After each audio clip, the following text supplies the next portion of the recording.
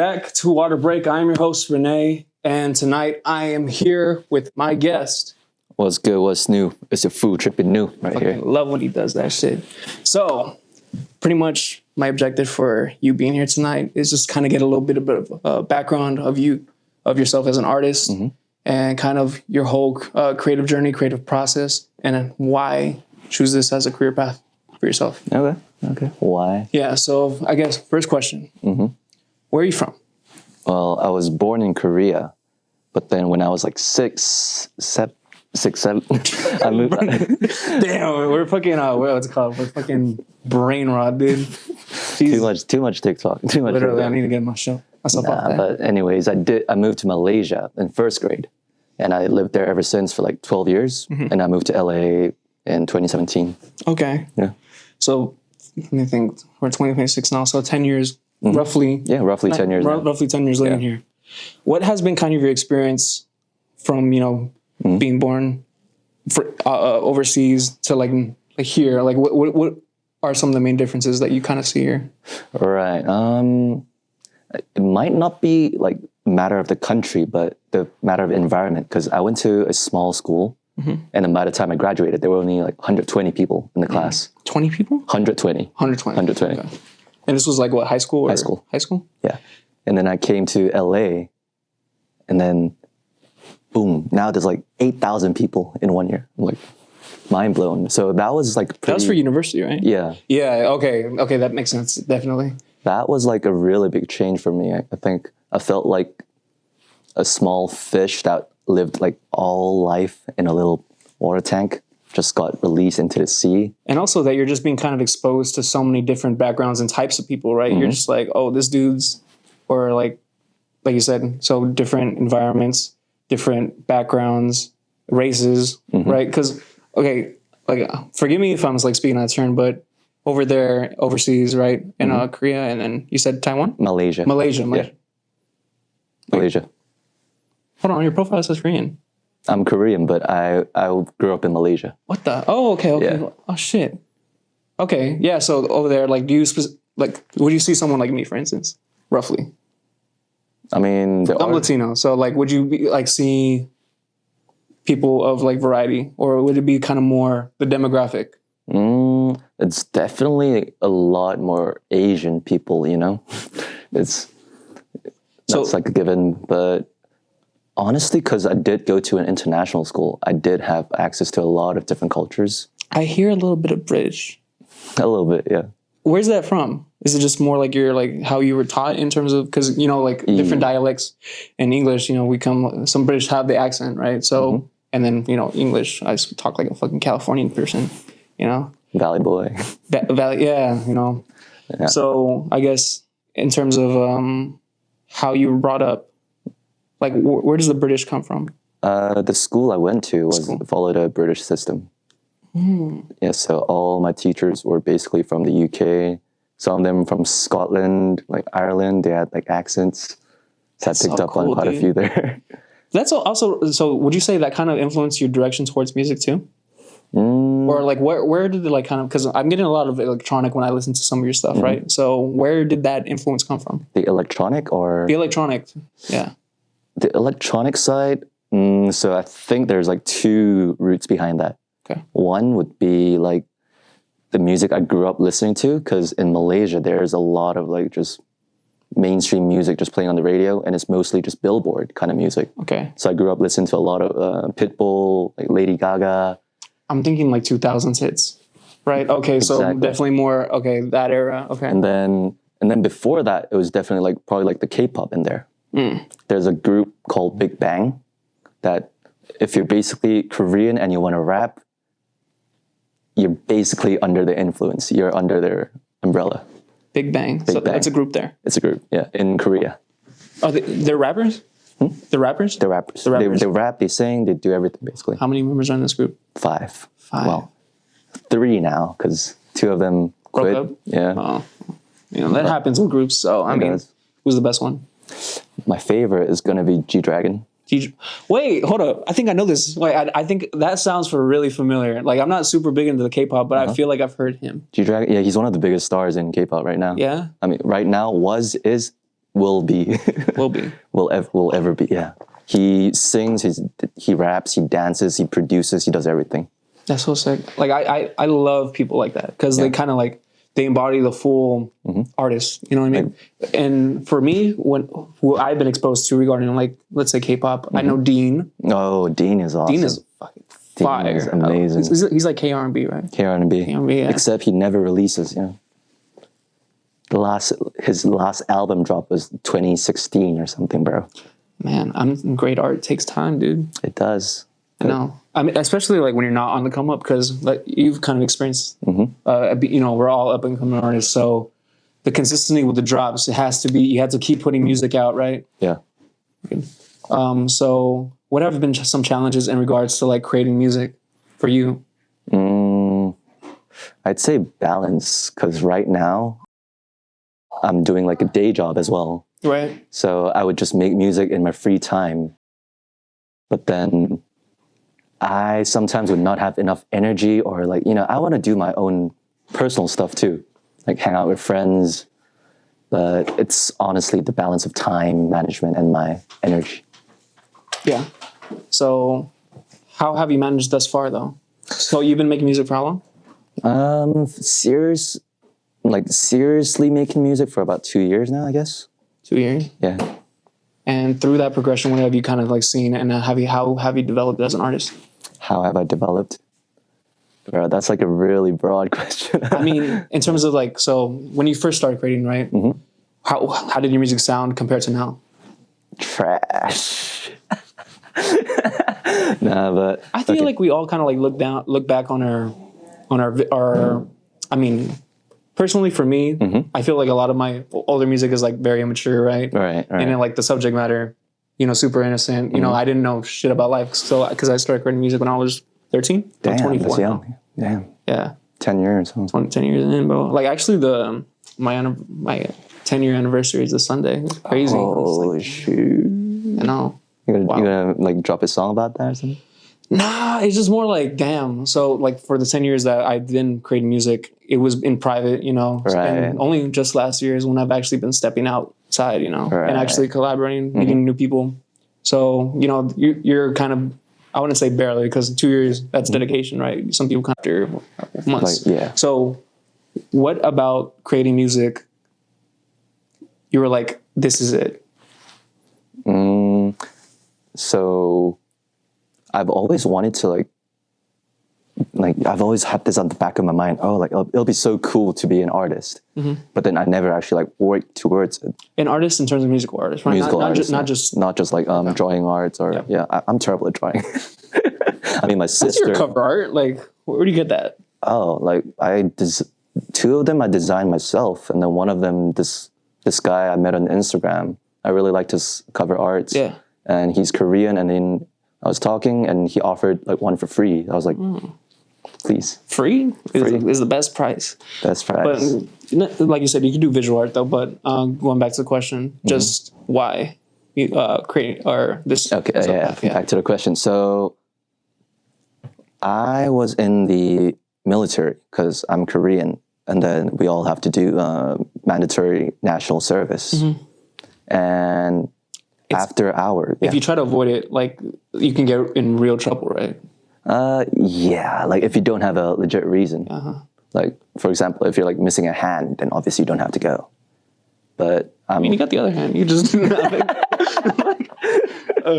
But yeah, I get you. Yeah, unless you're like handicapped, you got to go. Right. But then I realized in there after hours, like in my free time, everyone else was just like watching YouTube, like watching Netflix. Like I don't know what they're doing, just wasting their life away.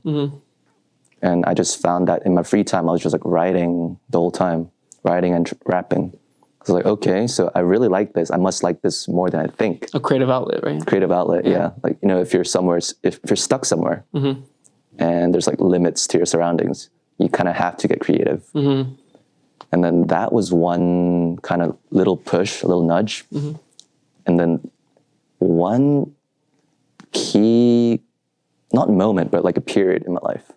It was before graduating from college. I was about to graduate because I came back from the army. All of my other friends are already graduated. and they moved away to other places. So I was just practically alone. I did have some friends, but not as much as before, you know. And then I broke up with my girlfriend back then. Oh, how long? How many years? It's like a year and a bit, yeah. Okay. And then, yeah, bro, like I was gonna graduate. I had no job. I had like my visa problems coming up. So I was really, really down in the gutter mentally. And then I kind of got through that just by like writing songs. And then that really helped me pull myself out of that. And I felt really alive. And even in college, when I was doing performances for student music groups, I would just get up on stage. I would feel so alive, like as if someone just like turned on a switch in my head. Right. Yeah, so I felt that, and I thought, I've never felt this before, so I got to keep going. Right. I feel with I guess with music and just creating in general, like you are able to kind of process your emotions than most other people, right? Yeah, I mean, I got used to like identifying what I'm feeling, really, how I'm feeling and why I'm feeling it. Because most people would just feel it and let it slide or not notice it. But then I thought if I wanted to change the way I feel, I got to know why I feel that way. And then I just keep digging in. What do you think is the main thing that you write about? I mean, it probably has changed from time to time, right? Yeah, so definitely. At least in this era, what do you find yourself writing about? Right now, I feel like I don't really have like a set topic because it's like when I hear a song, I would try to picture what it looks like. I would visualize it, imagine like if it's a movie, if this song is a soundtrack You for kind a of have movie. the music video already kind of made, and so you kind of just try to mimic that through the writing. Basically, yeah. So I'm trying to tell that story. Right. So I don't know where it comes from, but it just flows through, and then I just write that. But then I think a key theme would be something like what you're missing. Yeah. So for example, it could be like if it's like a love song, like you're missing your ex, something like that. Or if like it's something about something more general, you could be like, I'm missing home, or like, this is a very specific example, but like imagine going to like a party and then you feel like, what am I missing?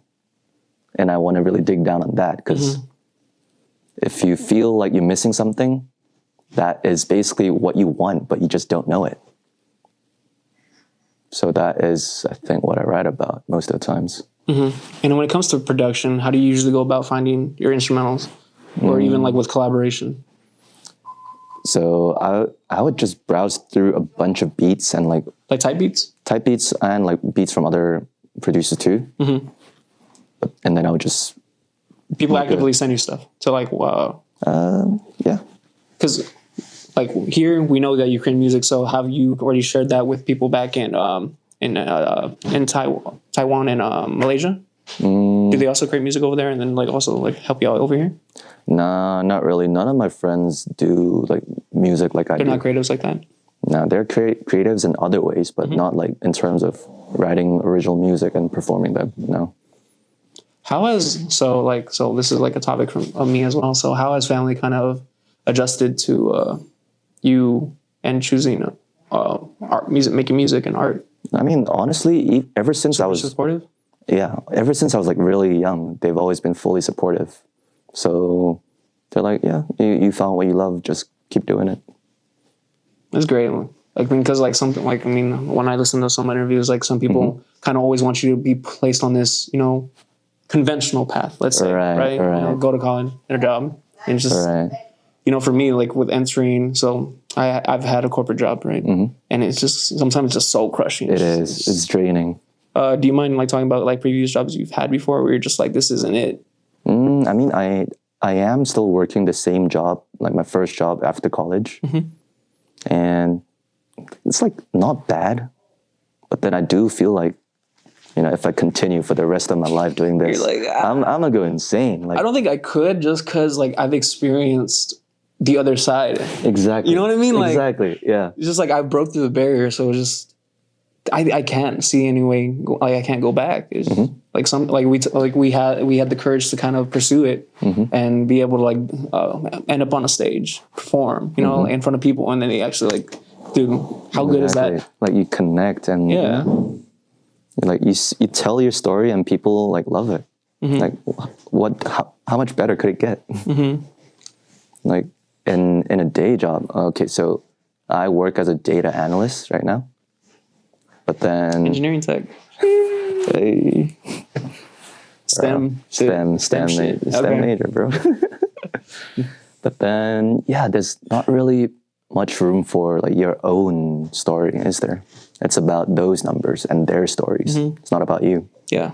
You're kind of just like another cog in the machine. And it's just like, like I said. Like, if I wasn't here to do it, someone else would be able to do it. So replaceable. I know. Like in 5 years, all those jobs are gonna get taken over by AI, bro. Like when you see kind of how, not to kind of like diminish anybody's like job, but a lot of people don't really work that hard, if that makes sense.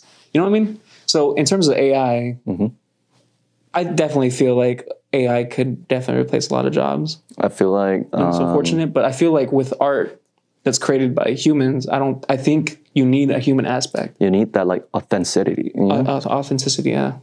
Yeah, because people can tell if it's something from the heart or not. And AI, not yet. They don't have a heart yet. Yeah. I know. Have you seen iRobot? Which one?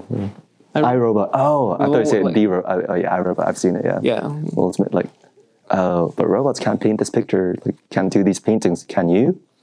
I know. So I feel like this path is pretty safe, you know? Yeah. And I think, do you know the 1,000 fan rule? The what? The 1,000 like, so pretty much like there's like this book that pretty much says you as a musician can be successful in terms of financially successful if you have 1,000 fans. Oh yeah, I've seen it. If they're willing to spend $100 on you a year, that's $100,000. Exactly.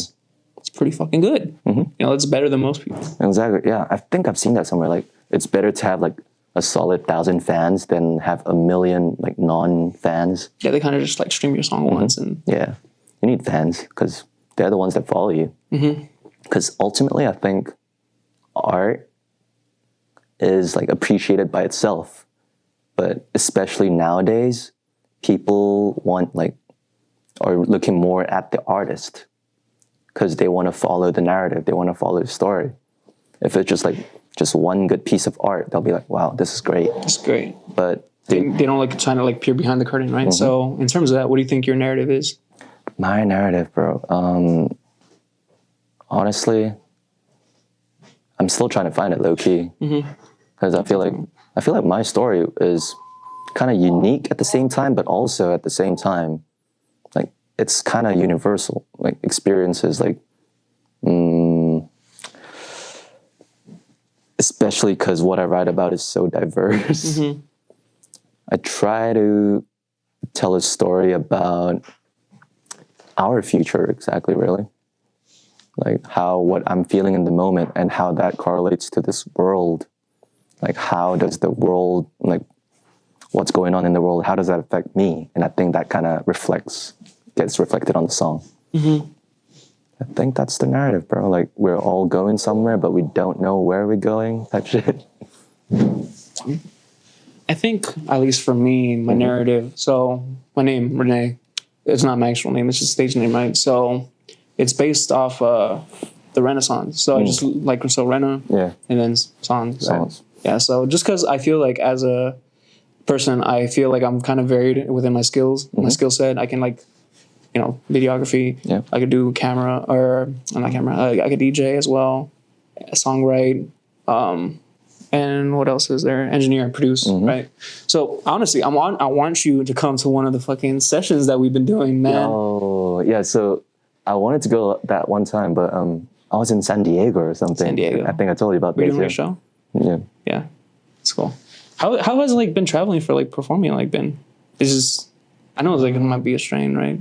Because you're trying to get as many opportunities as you possibly can, right? To kind of get your music out there. I mean, low key, that one time it was more like, oh, I'm visiting a friend there. and then oh wait, there's a show there. Let me perform there too. No, like I feel that because sometimes you want to be not I guess opportunities. Opportunities, yeah. Everything's an opportunity if you make it an opportunity. Definitely, because it's just another chance for you to get your music out there, to be heard, and just overall share your music. Because you have music out there, which is honestly, bravo. Because some people say they need music.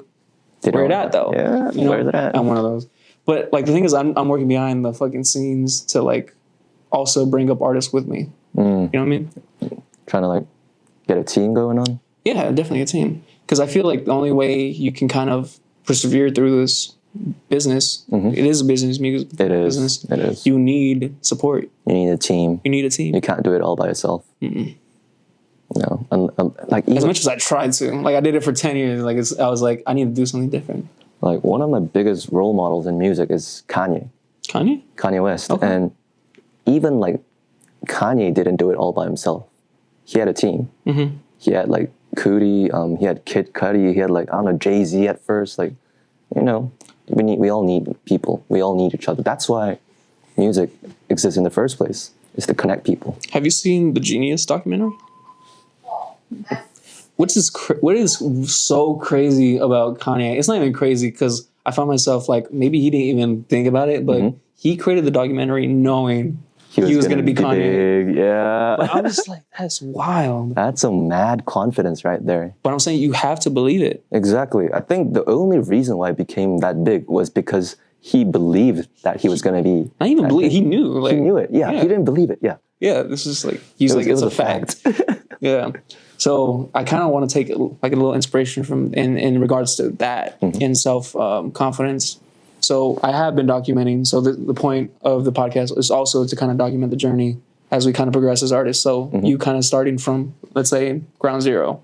And then you kind of like look back and be like, whoa, what the fuck? It's crazy. I've come a long way. Come a long way, So in regards to like the documentary, so I'm going to have like this whole podcast series to kind of just reflect back on through the year through the years, I guess. So I think it'd be really dope. What episode is this? 12? This would be 12. 12, yeah. Is that like a lucky number at all? 12? Not really. Not really. Like, fates have aligned. But yeah, that's my goal, at least with the podcast. I just want to kind of make like a little like diary, I guess, in a way, video diary. But yeah. As for like besides the music, what are some like other things that you find yourself involved in? So I used to do a lot of sports. What sport? Or just like kind of like all around type of character? At school, I was in the swimming team. And then I was also in the football team. Well, football. Y'all call it soccer. Football? Or, like, yeah. Okay. Soccer, bro. Don't worry, I'm Latino. We also call it football. Football. Exactly. Yeah. Only American English calls it soccer. No, wait, some American football. Yeah. American football. Yeah, but yeah, I did football, soccer. Fucking Messi or Ronaldo? Messi, bro. Messi? Okay. Messi all the way. Respect. Because think of it this way. Messi can do things Ronaldo can do, but Ronaldo can't do what Messi can do. Messi scores as many goals as Ronaldo, but Ronaldo can't like dictate the play like Messi. He's on a different level. It's fair. Have you seen Ronaldinho? I've seen Ronaldinho. I really wanted to see him like live, but not live. But I'm just saying in terms of like how he played the game. It was just so like yeah. Bro, I tried to play like him, but I knew it didn't work out for me. What position you play? I play midfield. Oh, okay. Yeah, more specifically defensive midfield. So I look up to what's his name, like Sergio Busquets, Kante, and those guys. How long did you play for? I'd say like pretty solid, about like 5 years ish. Oh, shit, okay. But like nothing like pro level, it was just like right, like kind of like intramurals, right? Kind of like inter-school kind of stuff, like back in high school. So definitely you were like going through like championships and stuff like that. Yeah. Like although it was like at first it was in the B team, The B team. Yeah, but it was something. So how would you say like that kind of that teamwork helped you? Like have you established a team, or are you still kind of going through the motions? Nowadays I don't play as much because. No, I meant in terms of music. So like obviously soccer, you can't always be a ball hog, right? Right. You got to play. You gotta pass around. Yeah, you got to pass around. You gotta be a team. Yeah. So how has collaboration ever been a challenge for you? I feel like in terms of just like asking someone to collaborate and all that, no problem at all. That would be pretty easy to start, but the real problem is finishing it. And after collaborating, like, I kind of like, I know what you mean by building a team that like sticks through the whole time. But collaborations is more like collaborate, work together for a bit, and then part. Right. And then, I mean, you can still be like close, but it's not like a team. Mm-hmm. So that's what I've been looking more for. But collaborations are great because I learned so many new things. Like, so for instance, with this new song, Run, Lola, Run. Yeah. Yeah. So how was that whole creative process with who was featured on? Chelsea Monet. How'd that come about? Chelsea Monet, shout out. So she was actually one of the hosts for one of the first ever open mic I ever went to outside of college. And I turned up there. I was like, should I go? Should I not? Fuck it, let's go. And then she was there. You made this, like, you made the decision alone, right? You didn't go with anybody? You just... Just by myself, yeah. That's the first step. Yeah. And then I saw this, like, super, like, cool-ass, like, female MC just, like, spitting fire. I was like, damn. She's, like, rap guru type shit. And then, I went a couple more times, and then I asked her, like, yo, do you want to... I've been working on this song. Do you want to pop on, get a verse? She was like, hell yeah. So that was it, really. It was that easy. Was it kind of like back and forth, like over online, or did you guys actually like lock in a studio session? Yeah, we locked in a studio session with our very good friend, Ben Kemi. You're watching this too, Ben? He's an engineer? Engineer producer. Yeah, he's sick, yeah. That's sick. What was your first time like being in the studio? Was it like kind of mind blown, or was it just kind of like another day at work? Like the first ever proper studio I went to was back in college. There was like this little recording studio in the dorms, like students could use. Oh shit! Yeah, that's sick. Wait, like here? Yeah, LA. What the? Oh yeah, that makes sense. That is LA, huh? Yeah. Okay. And then I just tried that one time. That was kind of like, honestly, back then I didn't really feel much, but then a few years afterwards, I went to a proper studio in downtown called Ice Cream Studios. And then my very good friend, or my first like musical mentor, Brian, goes by the artist name Echo. He kind of just helped me record in a studio and felt like, well, this would be something I want to do every day. Yeah, you get like he coached you kind of get the best vocal performance out of you, or he taught me like, stick to the beat. he had to count you in. Huh? Yeah. Okay, yeah. He's a producer, dude. I had to work with like some artists too, with like in just terms of coaching, and just trying to get them, because obviously sometimes it's their first time ever, right? Right. So maybe they're a little shy. Yeah. So I was really shy, and I couldn't project my voice out, and I never really sang in front of people. So I guess I never really got the chance to train my voice with notes and rhythm. I had to start from the basics like that. I had the ideas. I just couldn't execute them. Without the proper... Yeah. Without the technique. It's cool though. I think for me, let me think. So when I started like creating, I was literally like on an Xbox mic with fucking GarageBand in my fucking room, right? So like for me, I would just whisper. And I wouldn't notice that I was whispering because I was just making it for myself, right? So I still have those files. So whenever I go back, it's just a mother, and like not whispering, but it's just like it was very high pitched. I had none of my bass in there, and I was also going through like puberty, I think. So it was bad. I don't know, it sounded like yeah. But I think over time, I finally kind of like gained the confidence as I got better with writing. And I think that's just overall just going to happen with you. And also you're performing too. So that's going to translate to the studio. Yeah. I think performing actually helped the most with terms of vocal technique. Because you're kind of forced out there. You have to spit and you have to say things in a way that people enjoy listening to.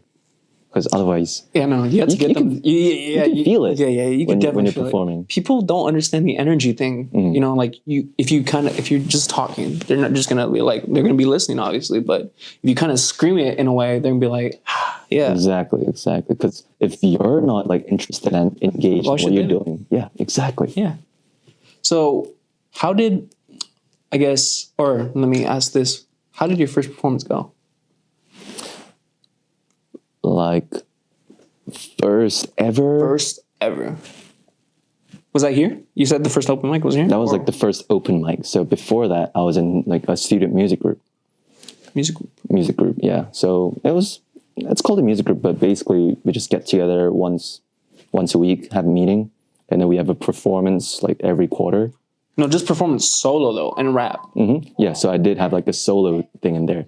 I wrote my own like first original song, and then honestly, I think it was not bad. Like people kind of felt my joy, like my happiness, and people were like, yeah, like, you know, you can kind of feel it because I was feeling it. They were also feeling that I was feeling it, and I kind of knew this was how to perform. You know, so my vocal stuff may not have been that great, but I think the vibes were there. So I think that's kind of what I took from the first ever performance. It's all about my energy into the crowd. And how did you record yourself? So did you were able to kind of like look back and kind of critique where you could do better? Yeah, it's on YouTube actually. Oh man, I'm about to put a clip in there. You got to send me the link though, so I can put a clip in there. Okay, that's sick though. So that was for school? Yeah, not like for school, but. Oh, I see. Like you kind of met this group in school, and it was college. Like in college, there's lots of like student groups. Yeah, it was one of those. And do those people still make music, or are they kind of just like?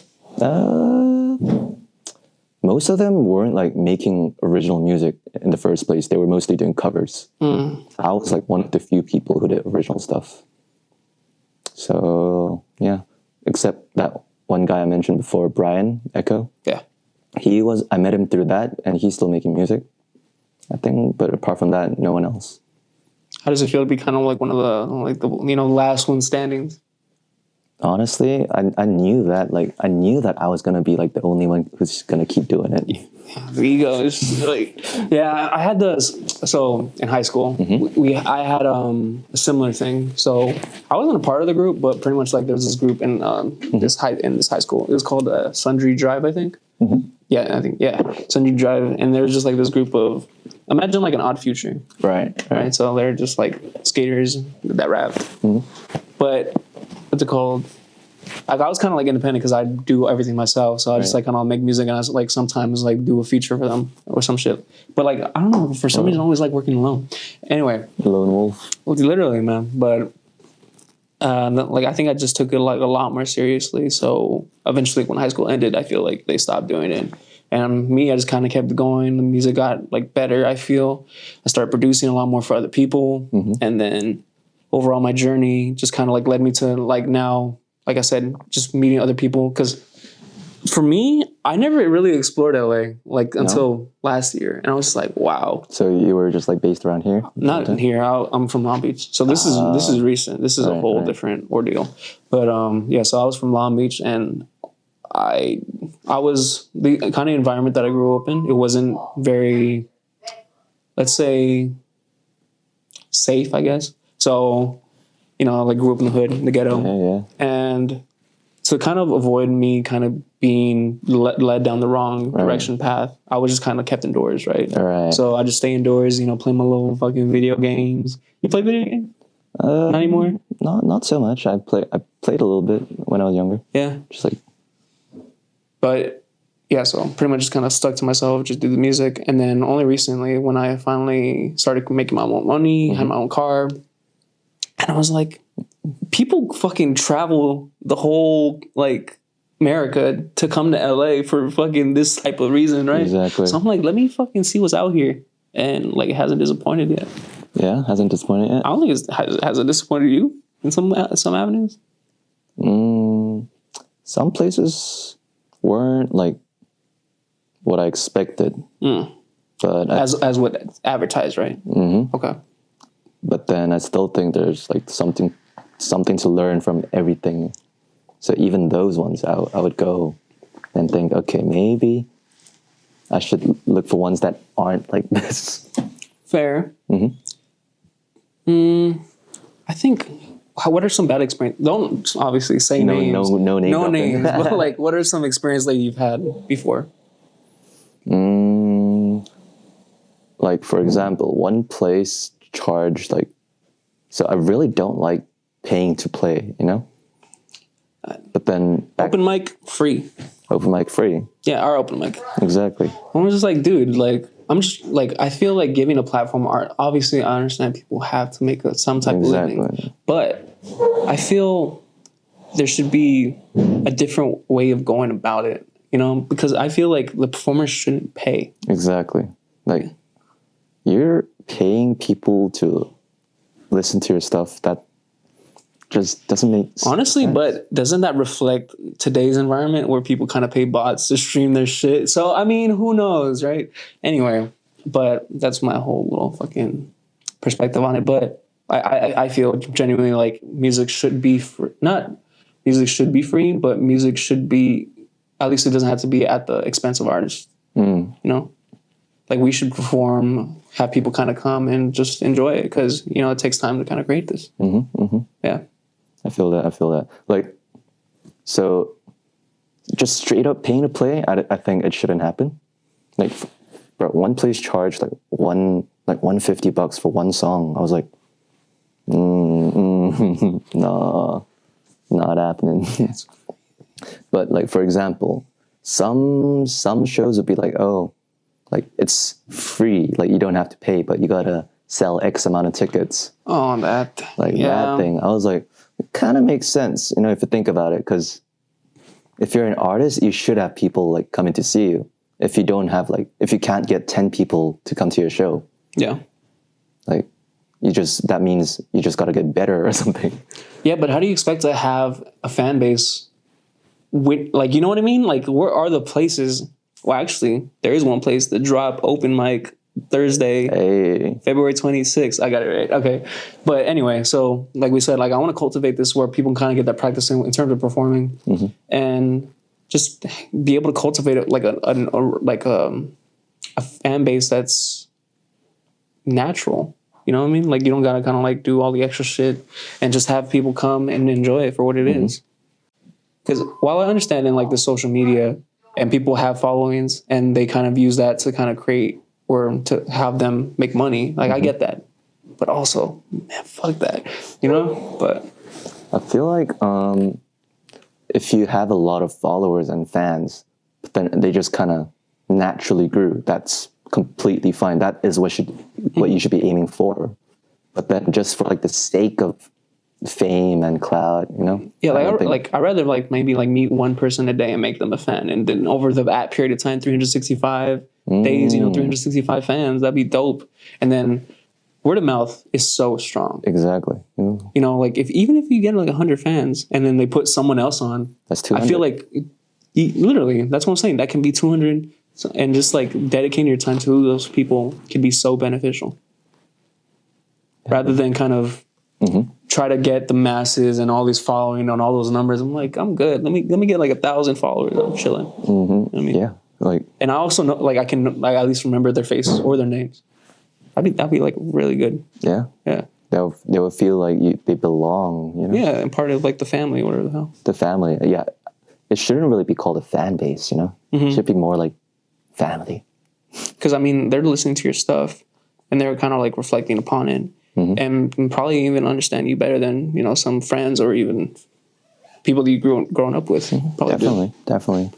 Yeah. Because if they weren't feeling it, they wouldn't really be listening to it in the first place.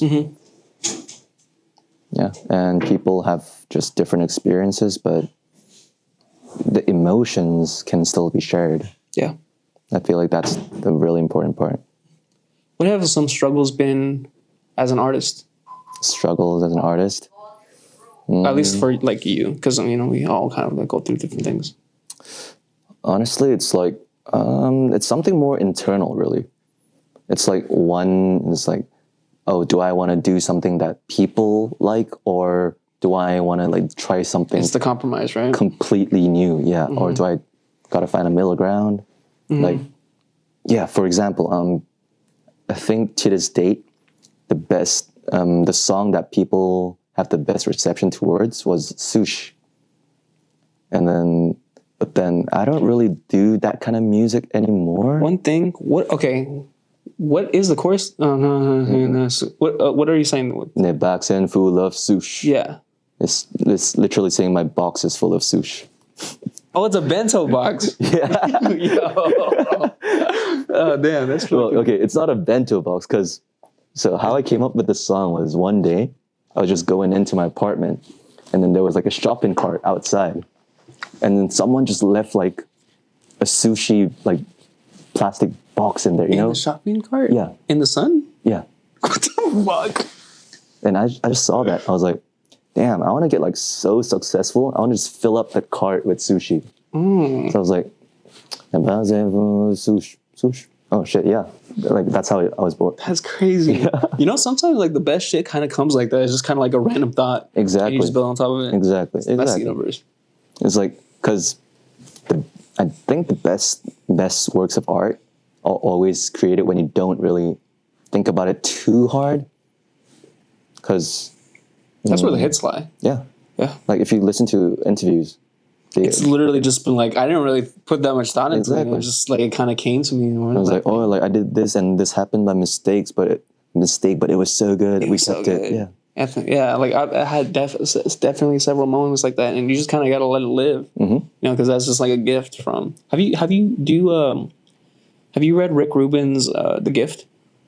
No, I haven't read it, but I think I might have heard like the audiobook while I was driving or something. Yeah, it was a great book, but pretty much he kind of like refers to the art as a muse, right? Like it's kind of like this divine thing, and that you should listen to it and just let it kind of fall upon you.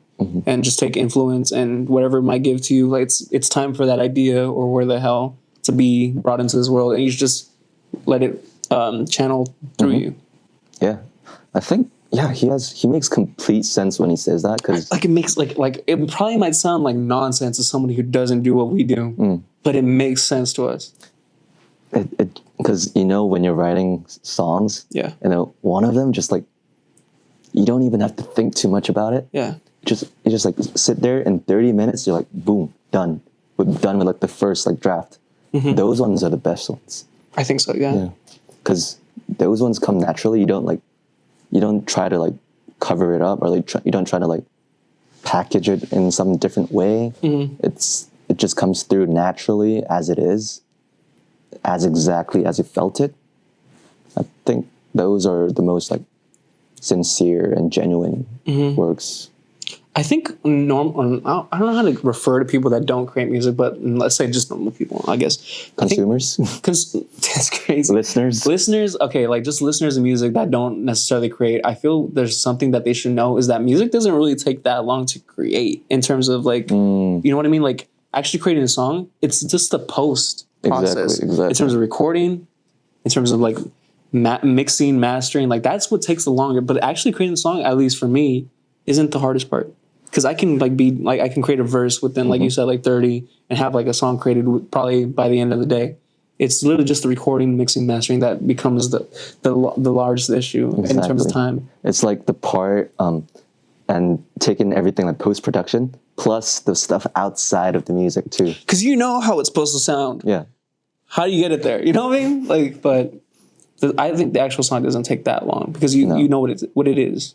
You know how it should flow. It's like the backbone of your song, basically. You know how bones are made. Like you know how bones are supposed to be. It's kind of like that. Like you feel this song is supposed to be like this. You just gotta add some layers on top of it. That's about it. Yeah. Do you produce as well, or? I'm trying to produce nowadays. I'm starting to make a few beats here and there. You should let me hear some shit if you have it. Yeah. I got it. So, what are you working? Logic. Hey, sick. You know, it's that GarageBand to Logic pipeline. Oh yeah, it's the fucking GarageBand of Logic pipeline. Just because the interface looks so similar, but you can do so much more with Logic. Bro, Logic Pro is basically GarageBand Pro. Yeah. I think So for me, like I think I pirated it first. So, you know, don't cover me.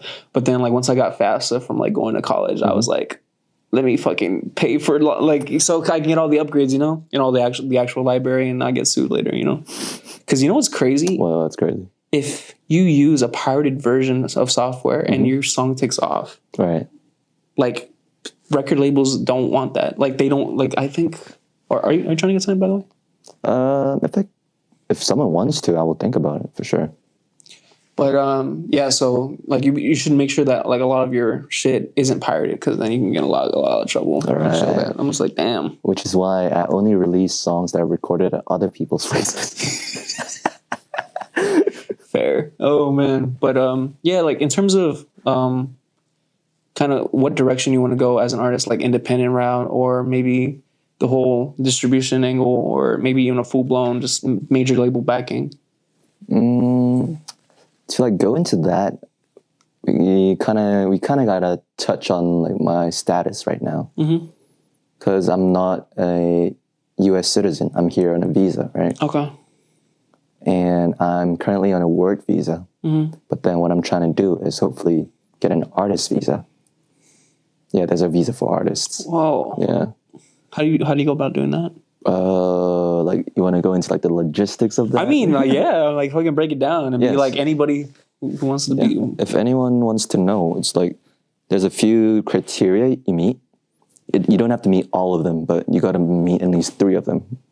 And one of and I think there were 9 stuff like recommendation letters, like contracts, like evidence of people coming to like actually sign you, stuff like that.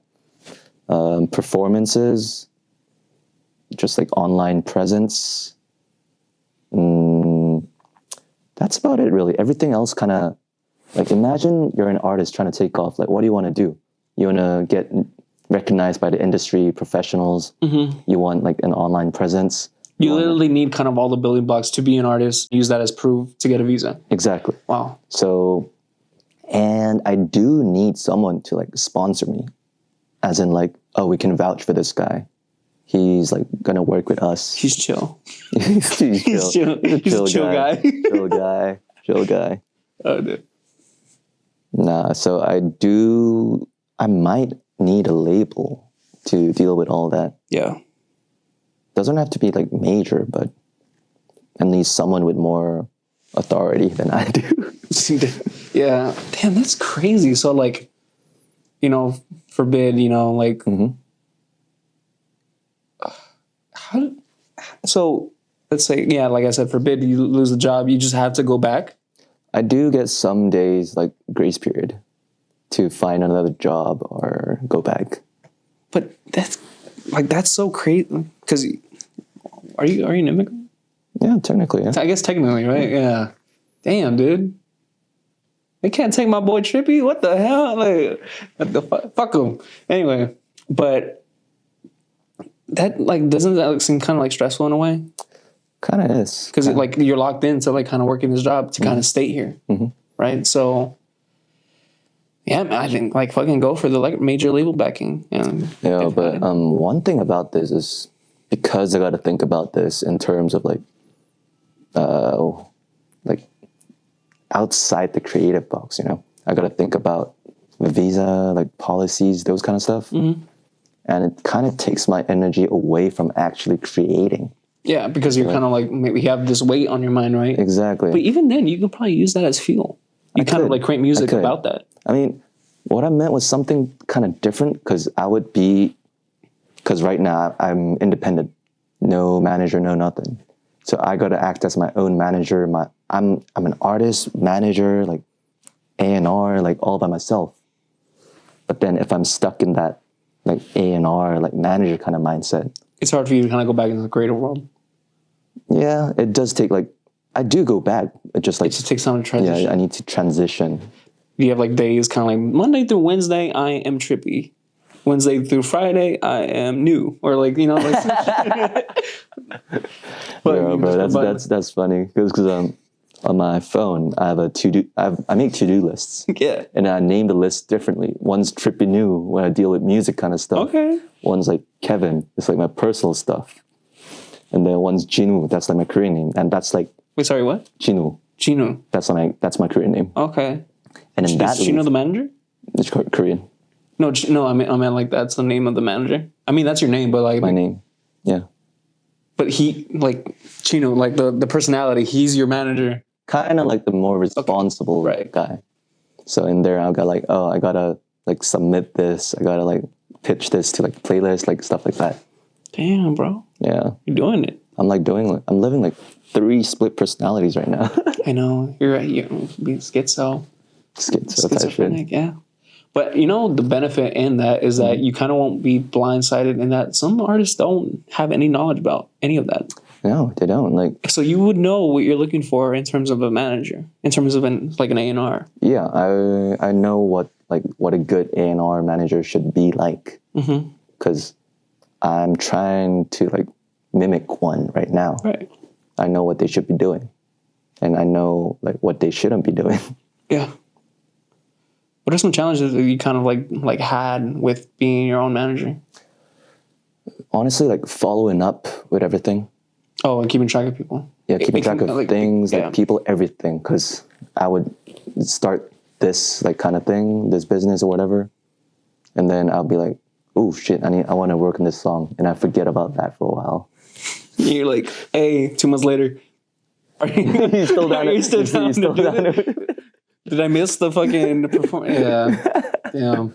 It's just, you get so overwhelmed, dude. I feel it. I know. But that's the fucking struggle, you know? Like, if you really want to do this, this is what it's going to take. You know what I mean? Exactly. Because I feel like with what we've like been through, this is kind of, you know how school kind of has those class, or let's say like university has those classes when you're doing a really hard major, has those classes that kind of weeds out who can't make it. Right, yeah. You know? The weed, yeah. Yeah. So keeping up with people, why is it so hard? Like, or at least how are some ways that you kind of manage that? And like do you have like a set day to kind of reach back out to people, or how do you go about this? Yeah, well, I try to respond like whenever I can. Yeah. I try. I had to respond then, like right there and then, or else I'm not. Really? I think, yeah, like, so I'm a really good texter in that aspect, and like I'll hit back as fast, like probably like when you're typing, I'll probably be like just waiting. But anyway, you know what I mean? Because I feel like if I don't, then it's just kind of gonna be like kept in the backlog, right? And I'm not gonna get to it. Yeah, and then you forget about it. I'm gonna forget about it. I'm gonna get caught up doing some other shit, and it's the whole thing. No, because like it's honestly it's a me problem. Because whenever I'm with people or when I talk about stuff, I kind of tend to think before I say stuff. And it kind of is draining for me. I'm not like a natural extrovert. Yeah. I'm super introvert. So whenever I say stuff, I got to think like, oh, am I saying the right thing kind of way? Yeah. And it's just like mentally draining in that you had to kind of like put on a facade in a way. And in a way. It's not like super fake. But it's just more like being approachable and being sociable. More sociable, definitely. Yeah. Like, so doing this, how is like this not affected you in a bad way, but more just like affected in terms of like, you know, you're gonna have to talk for the next hour. Well, I was kind of ready for that too. You ready? Okay. Yeah, because I gotta warm up. I gotta get in that like persona. You're in your car like. Like, yeah, I'm a fucking rock star going to an interview right now. Oh yeah, man. You gotta fucking live your life out like that, man. Like, I feel also just practicing this in general and just talking about yourself, it just kind of prepares you for future shit, right? It does. Media training, because, you know, a lot of the times interviews and podcasts would ask similar questions. Like, they might be phrased differently, but the gist of it is they're asking about your story. So you gotta be prepared to tell like which part of your story is like the right answer to that. I know, and you kind of have to be consistent throughout, or else people will be like, "Oh, wait, what? He's capping. He's a fucking capper." I knew it. No, but the one time he said his biggest role model is Kanye, and the next thing he's like A$AP Rocky. Like, what? Are those like two of your bigger influences? Or like, who's your like is the biggest influence Kanye or someone else? Okay, my biggest influence is this Korean rapper named Occasion. Do you know the song Ichima? It was like 2015 man. Ichima. Yeah, that one. Yeah. He was on that. He was on that song. Okay. And then his style is kind of like cloud, kind of like Cloud rap? yeah, Like Clown's Casino? yeah, kind of different type, kind of different beat and vibe, but very like head in the clouds, like laid back type stuff, like Young Lean type stuff. Do you know 88 Raisin? Yeah, Okay. Do you like Rich Brian? yeah, bro. I saw Rich Brian come up You saw him come up? Oh, man. when he first dropped the first video. That stick? That stick. Yeah. I don't know, with the motherfucking stick. Bro, when he dropped that, I was like, damn, this bro can rap. And then his voice was deep as shit. I was just like, damn. I know.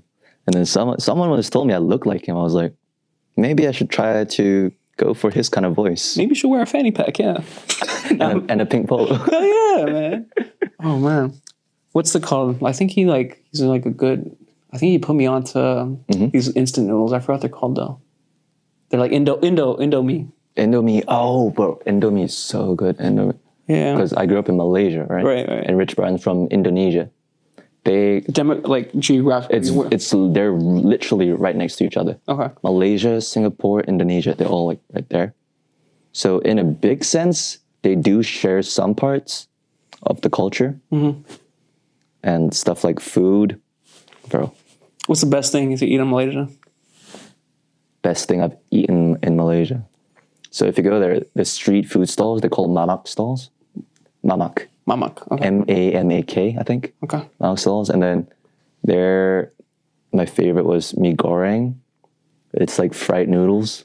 It's all so far. I love Asian food. Fried noodles and wait, do you know Milo? Like the chocolate drink Milo? Like the powdered one? Yeah. Yeah. So that's on the menu, but you gotta say Milo. It's not Milo. It's like abang, satu Milo ice. Okay, what the fuck did you just say right there, bro? I said, uncle, one iced Milo, please. Oh, they make it like fucking frozen chocolate milk. Yeah, kind of Oh, like that sounds that. fire. Well, not like frozen chocolate milk, but like just ice cubes and Milo, and it's hella sweet. So good, so diabetic. Have you had Joe's? Joe's Ice? Bro, Joe's Ice is near here. Fire as hell. Like try it. It's like it's Italian like ice cream. Italian gelato. Not gelato. I don't know how to explain it. It's like very smooth ice. Ooh. But like the line is so like the line is fucking long as hell. I don't know if you're ever like gonna make your way out back here, but definitely fucking try that shit. Maybe it won't be so long tonight because it's so cold. You'd be surprised, are they bro. That place closes like at midnight though. Really? Yeah. Damn. No. Maybe I might drop by on the way back home. I don't know. It's like very colorful. You can't miss it. I can't. Yeah, you can't miss it. It's like it looks like an ice cream parlor. But yeah. Anyway, what were we We're talking about my biggest influence. biggest influence. In Yeah. an occasion, Okay. he was an Ichima, Yeah. and he has his style, his flow, and his way of writing lyrics really influenced me because, like when you hear me rap, like how do you think I rap? And what style? What do you mean? What do you mean like by style? Like, do I have like a punchy ass like solid kind of like flow or like smooth?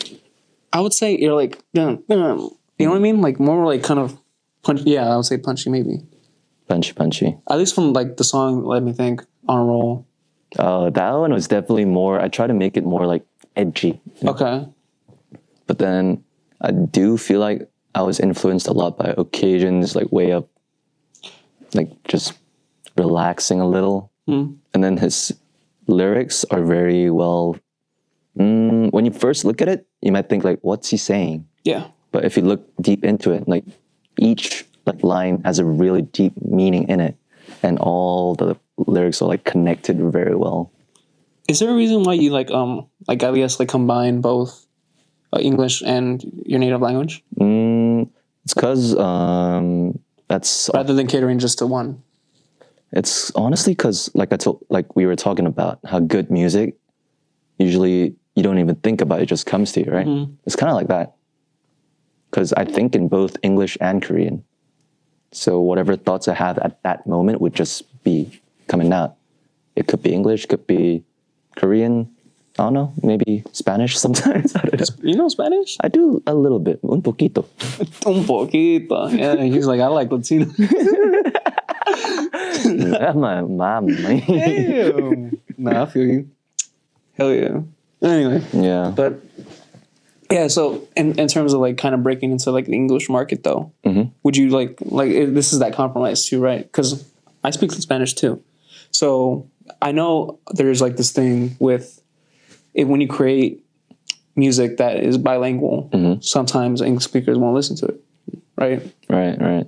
So like in terms of like just creating like music just for English, or do you like want to kind of stick to your like stick to like, hell no, I'm just gonna create what I want. I don't give a fuck if you fuck with it. If you fuck with it, you're gonna fuck with it. I'm gonna keep doing that, but just for like, just for the listeners. I'm thinking for some songs that like where the message is really important, I might like try to reduce like going back and forth languages so that people can follow more. So I would, because like sometimes like when I'm listening to your songs, right? So obviously I don't speak Korean, so like I can kind of like give you the you know what I mean? Like I can kind of tongue it to you. Yeah. Pause. But you know what I mean? I can like.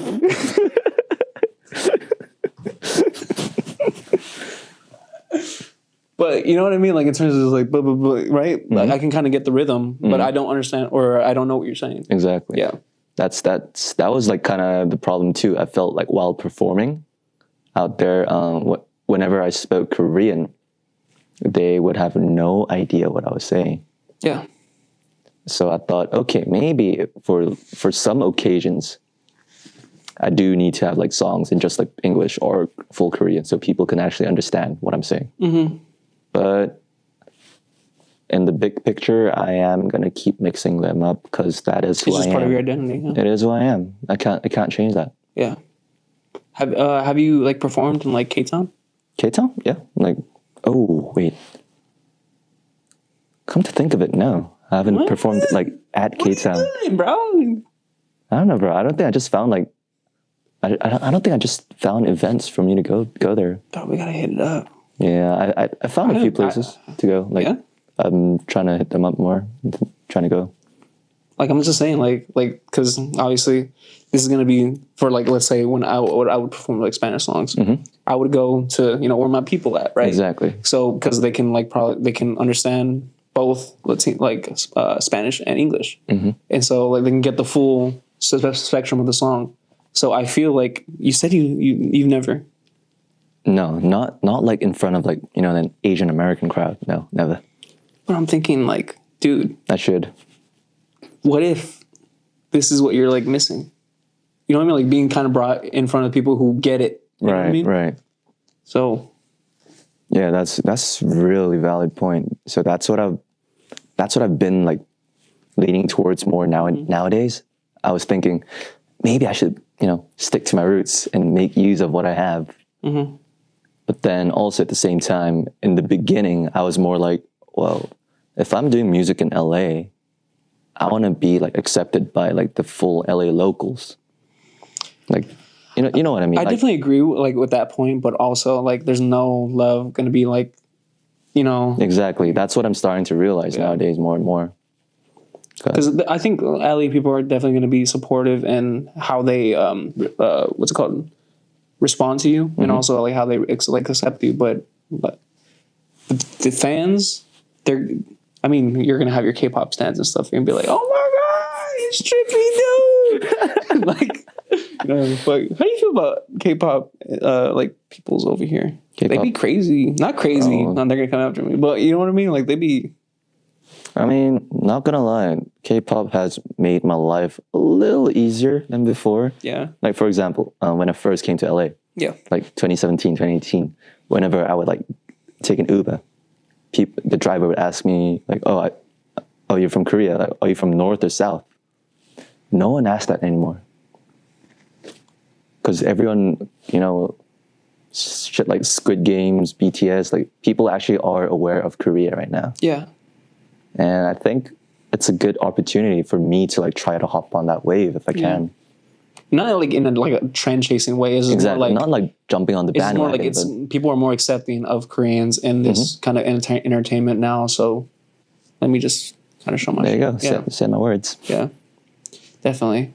But kind of for like our last segment of the podcast, pretty much kind of like look toward the camera, kind of say a message for your future self and stuff for people who want to kind of like accompany you on this journey.